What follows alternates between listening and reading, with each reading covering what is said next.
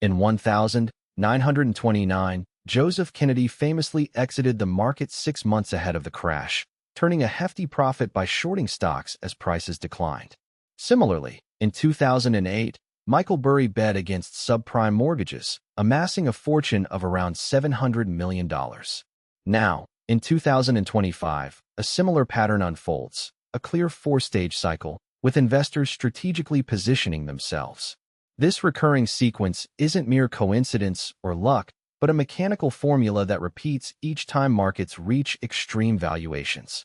While most ordinary investors hold on through the downturn, watching their wealth evaporate, a select few anticipate the collapse and position themselves for massive gains. They don't cause the crashes but recognize them early and act accordingly to profit from the inevitability. Historically, in 1929, Kennedy exited at the peak and shorted the market on its way down. In 2008, insiders like Burrie, John Paulson, and others accumulated billions betting against the housing bubble. Today, in 2025, billionaire Warren Buffett is sitting on a record-breaking $325 billion in cash, the largest pile ever held in market history. Meanwhile, Jeff Bezos has offloaded over $13 billion worth of Amazon stock, and Mark Zuckerberg has sold billions in Meta shares. Insider sales across corporate America are at levels unseen since 2007, just before the last financial disaster.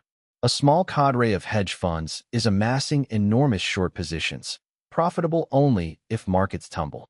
This isn't conspiracy, it's documented strategy, with these positions openly on record, supported by historical patterns. Recognizing these signs reveals precisely where we stand in the cycle. Let's explore the 4 stages of this pattern, how they unfolded in previous crashes, and what the savvy investors are doing now, especially in Stage 3, building positions in preparation for Stage 4, where they'll swoop in to buy everything at fire sale prices. Stage 1 begins 12 to 18 months before the crash, when the informed players start liquidating holdings even as markets continue to rise. They do so not because they know the exact time, but because they see valuations spiraling beyond sustainable levels, and the risk surges past the potential reward. Reflecting on history, in 1929, Joseph Kennedy was among the most successful stock speculators of the Roaring '20s. He had driven prices both up through coordinated buying schemes and profited by selling at the top. By mid-1929, Kennedy owned sizable positions across many stocks, but he started unloading. The popular story claims he decided to exit after his shoe shine boy gave him a stock tip, implying that if even shoe shine boys are speculating, no one is left to buy. However, beneath this anecdote lies a calculated move. Kennedy understood leverage and the dangers of margin debt, where investors borrow up to 90% of a stock's value to fuel speculation.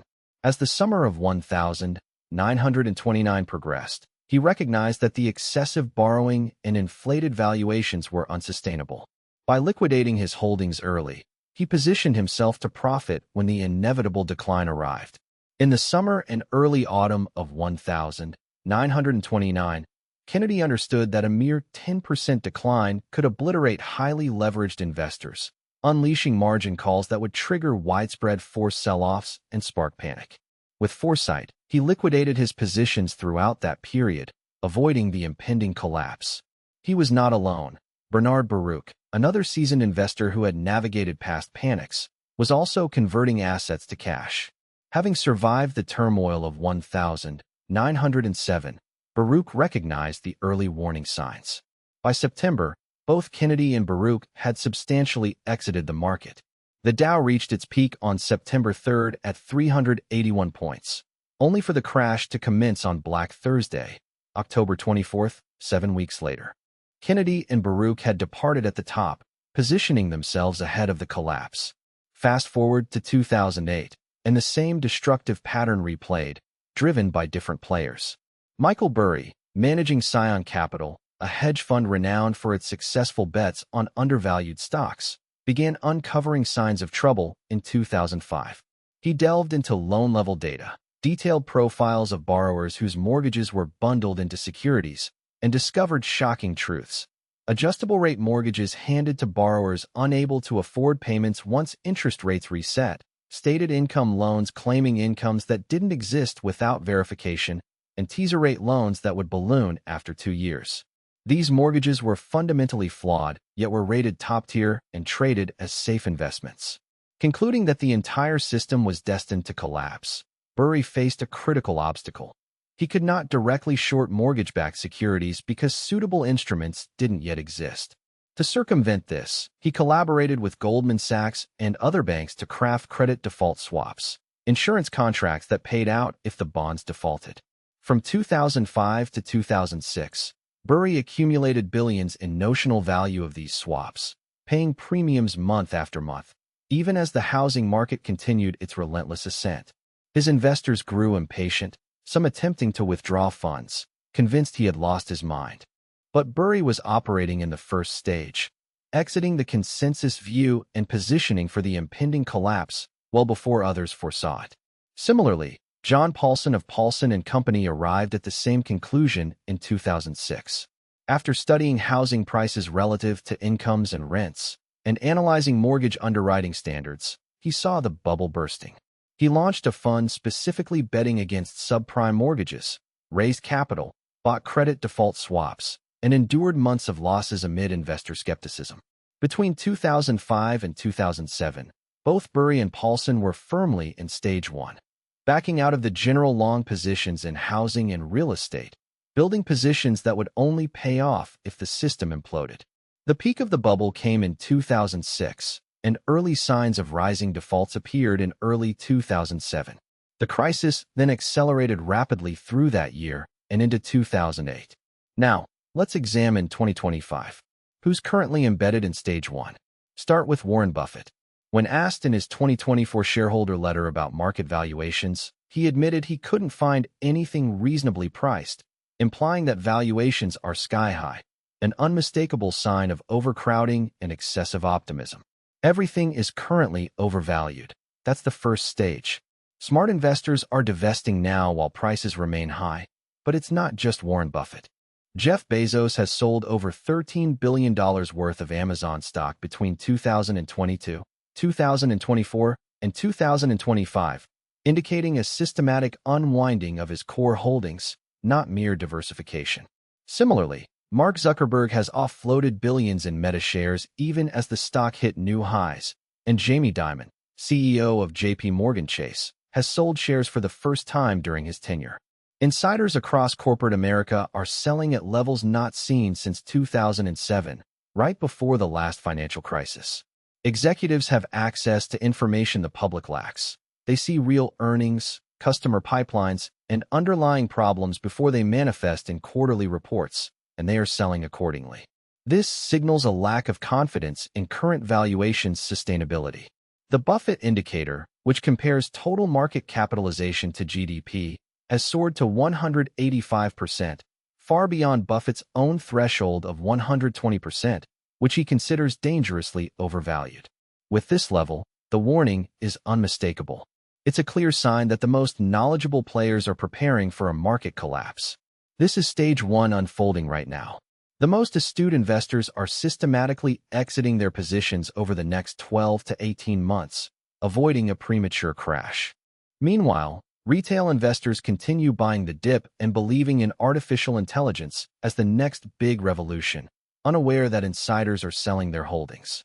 When the world's most successful fund managers sit on record cash reserves and are liquidating their companies, it's a crucial sign.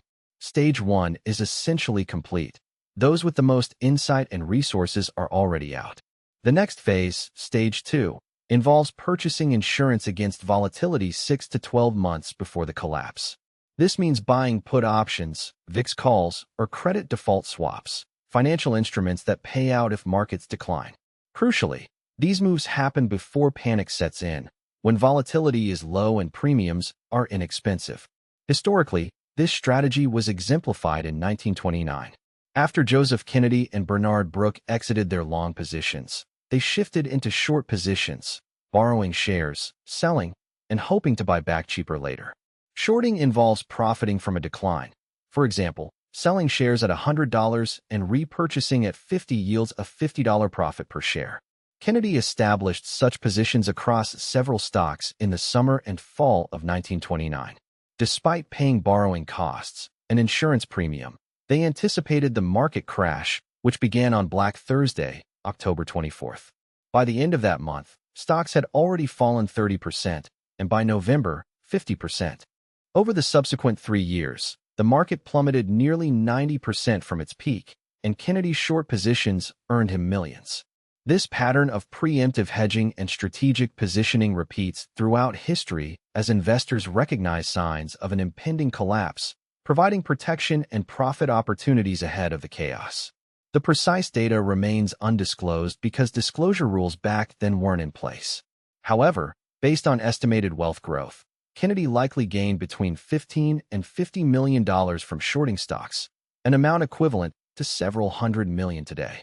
His strategy was carefully staged. He secured insurance, paid premiums while markets climbed, and reaped enormous profits when the inevitable collapse occurred. In 2008, Burrie and Paulson's use of credit default swaps exemplified a similar staged approach. Between 2005 and 2007, he regularly paid premiums, roughly 2 to 4% annually, on the notional amount insured. For $100 million in coverage, this meant annual costs of about $2 to $4 million, with no payouts if mortgages didn't default. Despite paying these premiums during a rising housing market, investors grew restless, some demanding their money back before Burrie could incur losses. To prevent panic, Burrie had to restrict withdrawals, knowing he was operating in Stage 2, paying for cheap insurance early, well before signs of disaster became apparent. By early 2008, rising defaults in subprime mortgages signaled trouble. Major financial institutions reported heavy losses, with Bear Stearns collapsing in March and being sold to J.P. Morgan in a government-burdened fire sale. Later that September, Lehman Brothers declared bankruptcy, the largest in U.S. history, and credit default swaps surged in value. Burrie's contracts, purchased for mere millions in premiums, paid out hundreds of millions when bonds defaulted. His firm, which held tens of billions in insurance, collected roughly $15 billion, an extraordinary return compared to the 2 years' worth of premiums paid. Fast forward to March 2020, Bill Ackman executed an exemplary Stage 2 move. As markets plunged amid COVID panic, he bought credit default swaps on investment-grade corporate bonds, spending $27 million on insurance. Within weeks, as market declines accelerated and stocks dropped around 35%, his swaps paid out roughly $2.6 billion, a nearly 96-to-1 return in less than a month. Ackman swiftly turned that payout into profit by buying fundamentally sound stocks at bargain prices, a pivotal stage for a move. This illustrates Stage 2 precisely, buying insurance at just the right moment before chaos erupts, ensuring a massive payoff later. Now, turning to 2025, several forms of volatility insurance are surging. Put options, which grant the right to sell stocks at a set price, VIX options betting on skyrocketing volatility, and credit default swaps on corporate bonds or mortgage-backed securities are all active and increasing. The put-call ratio, measuring the volume of puts compared to calls, has been elevated through 2024 and 2025. Typically around 0.6 to 0.8, it has risen above 1, signaling more investors are buying insurance than taking speculative positions. This persistent elevation reflects institutional hedging, stakeholders preparing for an imminent downturn. Unusual activity is emerging in VIX call options, which profit from spikes in market volatility, particularly with large institutional purchases expiring around mid and late 2025. These sizable bets suggest that seasoned investors are positioning for a market downturn within that time frame. The magnitude of these trades, tens of millions in premiums, excludes retail traders, indicating that institutional players are buying insurance, paying premiums now in anticipation of substantial payouts later. Simultaneously, credit default swaps on commercial mortgage-backed securities have surged in value, with expense to insure against defaults rising by 3 to 5 times since 2021. This escalation reflects the conviction among sophisticated investors that commercial real estate is on the brink of collapse, and these swaps will yield enormous returns once defaults occur. Evidence of imminent trouble is clear. office buildings with 40 to 50% vacancy rates face coming mortgage maturities that cannot be refinanced at current high interest rates, making defaults inevitable. When defaults happen, credit default swaps will ignite in value, mirroring the subprime crisis of 2008. In 2024, Bill Ackman publicly discussed acquiring protection, hinting at hedges akin to those employed in March 2020. While he hasn't revealed precise positions, common for hedge funds, his public statements confirm that sizable preparations are underway. Buying insurance before a fall is a clear strategy, paying premiums while markets seem stable, awaiting the moment of maximum payout. The third stage involves shorting targeted sectors 3 to 6 months before a crash, marking the most aggressive phase. Unlike simply holding cash or buying insurance, this entails actively betting against vulnerable industries or companies. Precision is vital. Traders identify the first sectors to falter and position accordingly. During the 2008 crash, investors like Michael Burrie and John Paulson reaped vast profits by not just shorting the market at large, but by pinpointing specific overexposed mortgage bonds. Burrie analyzed loan-level data and pinpointed the riskiest mortgages, subprime loans in Florida, California, Arizona, and Nevada, where speculation was highest. He shorted these particular bonds, which defaulted en masse when borrowers could no longer bear the reset payments. Similarly, Paulson shorted mortgage bonds and targeted failing financial institutions like Lehman Brothers, Bear Stearns, and Washington Mutual, stocks that analysts confidently rated as buys at the time, but which were fundamentally doomed.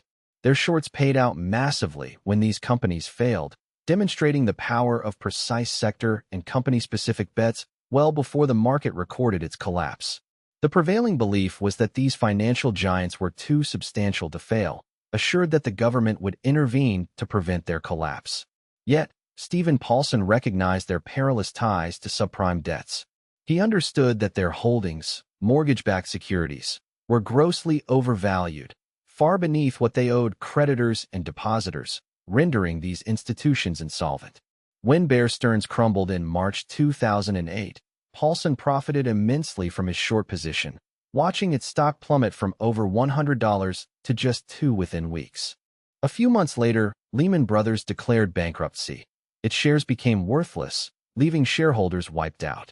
Meanwhile, Paulson's bets against these companies yielded billions, approximately $28 billion across all his strategies from 2007 to 2009.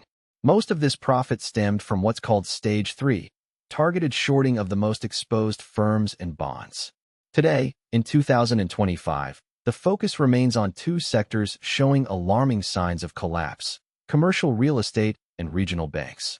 Leading investors are aggressively shorting both. The commercial property market has entered a perilous decline that many haven't yet fully grasped. Across the United States, office buildings sit 40 to 50% vacant due to the permanence of remote work. Companies that once leased entire floors are now operating with just a fraction of their former space. These are not temporary shifts, but lasting transformations in corporate operations. Many of these buildings were financed with mortgages at 3% interest, when debt was cheap. Now, those loans are maturing, and refinancing demands rates of 7 to 9%, triple what they once cost. Under these new conditions, a property barely covering its debt at 3% is essentially bankrupt at 8%. The mathematics simply no longer add up, and property values have fallen by 40 to 60% in many markets as buyers recognize that these assets can't service the new, higher debt costs. When refinancing becomes impossible, owners will default, handing their keys to lenders and walking away. This process has already begun. In 2024, Brookfield Asset Management defaulted on 2 office towers in Los Angeles, just walked away, ceased payments, and surrendered the buildings.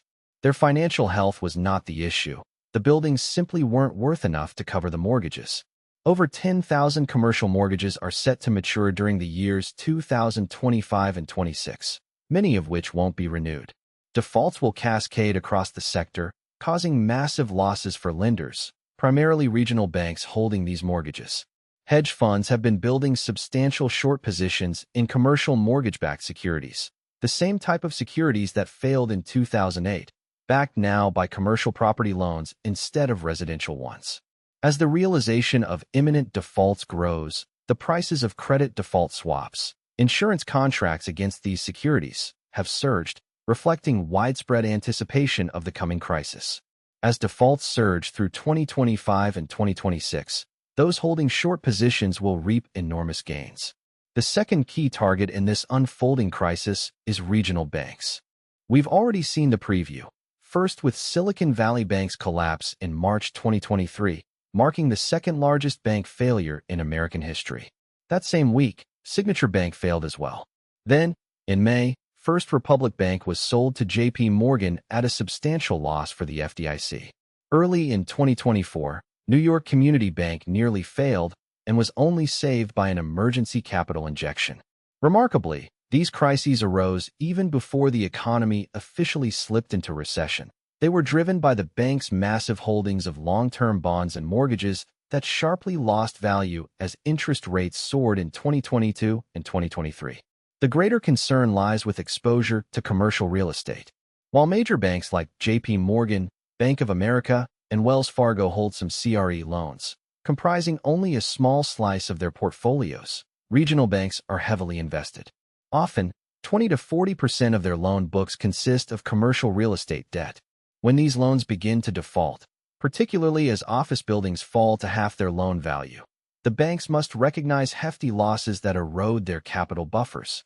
If capital dips below regulatory thresholds, regulators will be compelled to shut them down. Smart short sellers have pinpointed the regional banks with the greatest CRE exposure. This information is transparent. Public quarterly reports reveal each bank's loan composition, highlighting those with high concentrations in CRE and operating in markets with severe office vacancy problems such as San Francisco, New York, Chicago, and Los Angeles. The percentage of shares sold short in these institutions has soared. Hedge funds are betting these banks will fail, and some regulators and policymakers argue that short selling intentionally spreads panic and causes bank runs. However, the reality is more straightforward. These banks are insolvent because of their bad loans. Short sellers are simply seeing the truth ahead of regulatory acknowledgement. This is stage 3 in the cycle, a targeted approach rather than spreading bets across the entire market. Precision is key. Specific sectors, companies, and securities are expected to be the first and hardest hit. Already, the smart money has built substantial short positions against commercial real estate securities and regional banks. They're paying borrowing costs to sustain these bets, patiently waiting for the inevitable collapse that will turn these shorts into massive payoffs. When the cascade of CRE defaults triggers failures among regional banks in late 2025 and 2026, Stage 3 will yield returns comparable to those achieved by Paulson and Burrie in 28. Stage 4 arrives at the peak of fear, when panic is widespread and assets are offered at fire sale prices. This is the moment when the accumulated positions from previous stages come to fruition, allowing the most strategic investors to deploy capital at the lowest prices, reaping extraordinary gains from assets that, just moments before, seemed risky and inaccessible. Stage 4 unfolds at the lowest point, when panic reaches its zenith and every other investor is fleeing in fear, believing the financial world is collapsing. This phase demands extraordinary psychological resilience and a readiness to act, often only possible with substantial cash reserves accumulated during the first stage. Historically, this pattern has repeated with devastating precision. The crash of 1929 was severe and stretched over years. It wasn't a swift decline followed by quick recovery. Instead, the market plummeted nearly 89%, from a high of 381 in September of that year to a mere 41 in July of the following year, dragging on almost 3 years. During this prolonged downturn, most investors lost everything, clinging to their stocks in hope of a rebound that would not materialize for decades. Meanwhile, those who had strategically exited during the early stages, like Kennedy, Burrie, and others, positioned themselves for a different outcome. Kennedy, having gathered cash during the early phases, began acquiring undervalued stocks, distressed properties facing foreclosure, businesses being liquidated at auction, and companies trading below their cash on balance sheets. All fundamentally sound firms whose prices had been brutally hammered in the panic. By the mid-1930s, his wealth had soared, making him one of America's richest men, while many others were wiped out entirely. The initial exits and short positions had generated profits, but it was the strategic buying at rock-bottom prices that built true, lasting wealth and helped cement the Kennedy legacy for generations. Similarly, in 2009, the 2008 collapse followed an almost identical pattern, though it unraveled faster. The market hit its lowest point in March, with the S&P 500 index plunging 57% from its peak to a low of 666. Fear was all-consuming, with daily reports of bank failures, massive layoffs, and foreclosures fueling fears of another Great Depression. Economists voiced concerns that recovery might be impossible. Yet, this was precisely the moment when the smartest investors moved decisively. Warren Buffett, among others, made legendary investments during the crisis. At the height of panic in September of 2008, as Lehman Brothers failed and government efforts to stabilize the financial system were still uncertain, Buffett pumped $5 billion into Goldman Sachs by purchasing preferred shares that paid a 10% annual dividend and included warrants to buy common stock at favorable prices, an arrangement that virtually guaranteed profits. Goldman, desperate for capital, was willing to accept terms that positioned Buffett for success. For example, in 2011, he made a similar move by investing another $5 billion in Bank of America, which faced ongoing mortgage-related crises. These investments alone netted Berkshire Hathaway tens of billions of dollars. Goldman Sachs alone earned them over $3 billion from that single investment. Most impactful was Buffett's opportunistic stock buying, when prices were at their lowest. During this period, Berkshire increased holdings in reputable companies like Wells Fargo, American Express, and U.S. Bank Corporation, picking up assets at a fraction of their previous value. This strategic deployment of capital at the market's bottom transformed potential losses into massive, long-term gains, laying the foundation for wealth that would empower the company for years to come. In the coming years, strategic investors saw their investments multiply threefold or even fourfold as they executed the most flawless stage for maneuver in history. March 2020 marked a pinnacle for Bill Ackman, who purchased credit default swaps that paid out a staggering $2.6 billion on a mere $27 million stake. What truly exemplifies perfection at stage 4 is what Ackman did next. On March 18, 2020, he appeared on CNBC and delivered a dire forecast, warning of imminent disaster, the collapse of the economy, and the impending demise of capitalism itself. His words sent waves of panic, causing markets to tumble even further after his interview. Yet, amidst the chaos he predicted, Ackman silently capitalized. While declaring the worst was coming, his fund continued buying stocks of fundamentally sound companies shattered by panic, brands like Starbucks, Hilton, Lowe's, and other resilient firms poised to rebound when the storm subsided. Within just 3 months, the Federal Reserve and government unleashed unlimited stimulus, propelling markets into the swiftest recovery in history. Ackman's fund flourished, achieving its best year ever and raking in billions. The pattern unfolded perfectly. He profited from the insurance trade, paying premiums during Stage 2's build-up, and then, on the rebound in Stage 4, he bought at the lowest prices, turning chaos into unprecedented wealth. Looking ahead to 2025 and 2026, the final act of this cycle remains to be played out. The crash hasn't yet arrived. We're in Stage 3, waiting for the trigger. But historical patterns allow us to forecast Stage 4's unfolding. When disaster strikes, perhaps triggered by widespread commercial real estate defaults, a cascade of tech stock failures, or a geopolitical upheaval, panic will grip markets, causing declines of 50 to 60% or more if the indicators are correct. Unemployment will spike sharply, from the current 4% to possibly 12 or 15%, while regional banks will fail in clusters. Media outlets will broadcast nonstop coverage of the impending collapse, and policymakers will scramble for solutions. This chaos, this maximum fear, signals that Stage 4 is near. Buffett's $325 billion in cash is not idle.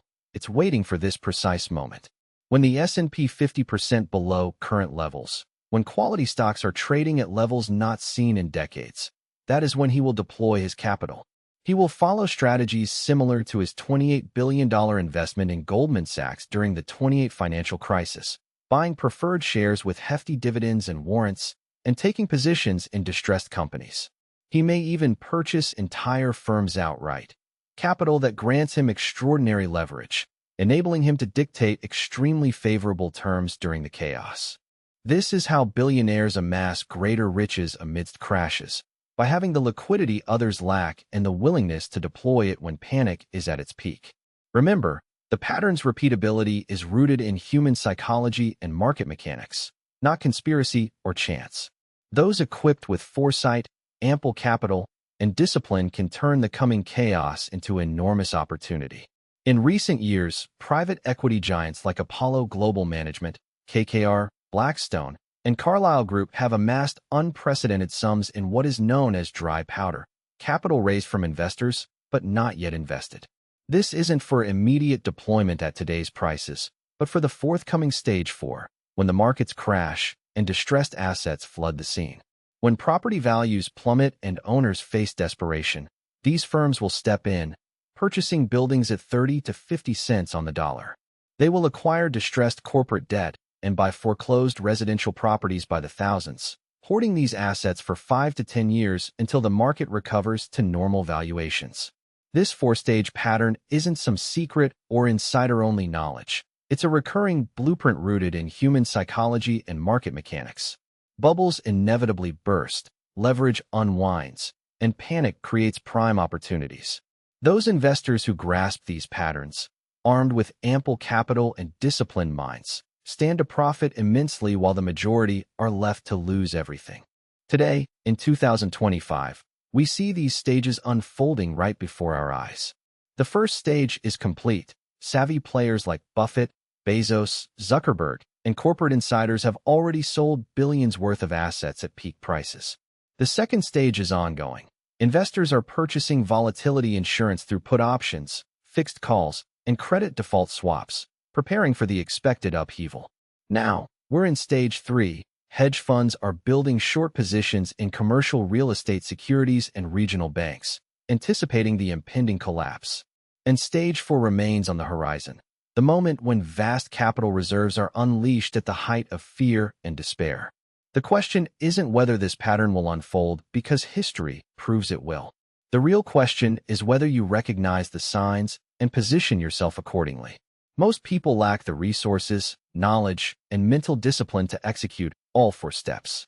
But understanding where we stand in this cycle offers a massive advantage. Right now, we're in late stage 3.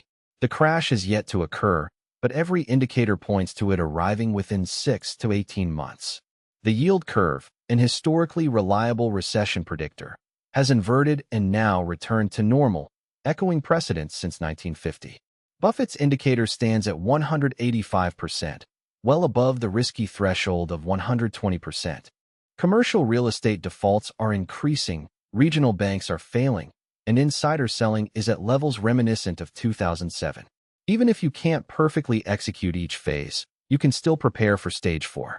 Increasing your cash reserves to 20, 30, or even 40% of your portfolio, parked in cash or short-term treasury bills, is wise. While markets might continue to rise temporarily, having liquidity allows you to buy during the downturn, when assets are down 50 or 60%, enabling you to acquire quality investments at unmatched prices. Historically, capitalizing during the final phase of a downturn yields far greater wealth than simply holding through the collapse and losing what was invested. Consider securing some protection. Buying put options on the SPY, the ETF tracking the S&P 500, is straightforward. Purchase puts expiring in 6 to 12 months at strike prices 10 to 20% below current levels. For a fee of roughly 1 to 3% of your portfolio, these puts could multiply your returns 5 to 10 times if a market crash occurs. Should markets remain stable, you simply forfeit the premium, paying for insurance in hopes it remains unused. When the final stage of a bear market arrives, markets halving, unemployment soaring, banks failing, and widespread fear gripping the world, be prepared. Have a list of trusted, fundamentally sound companies, those with healthy balance sheets, low debt, products indispensable to daily life, that will soon be available at prices rarely seen again. The fear and panic will make buying seem impossible, with every emotional signal urging you to wait, for worse conditions. Ignore it. Investing during this moment of maximum fear, stage 4, has historically generated more wealth than any other strategy. The four-stage pattern has repeated twice in this past century, 1929 and 2008, and is happening again now, following the same sequence. The ultimate buy opportunity approaches. Whether you're prepared to act decisively, leveraging your capital during this rare window, depends on your awareness. The pattern is unmistakable, well documented, and right now, we are in stage 3, waiting for the inevitable. The knowledgeable investors understand this. Now you do too.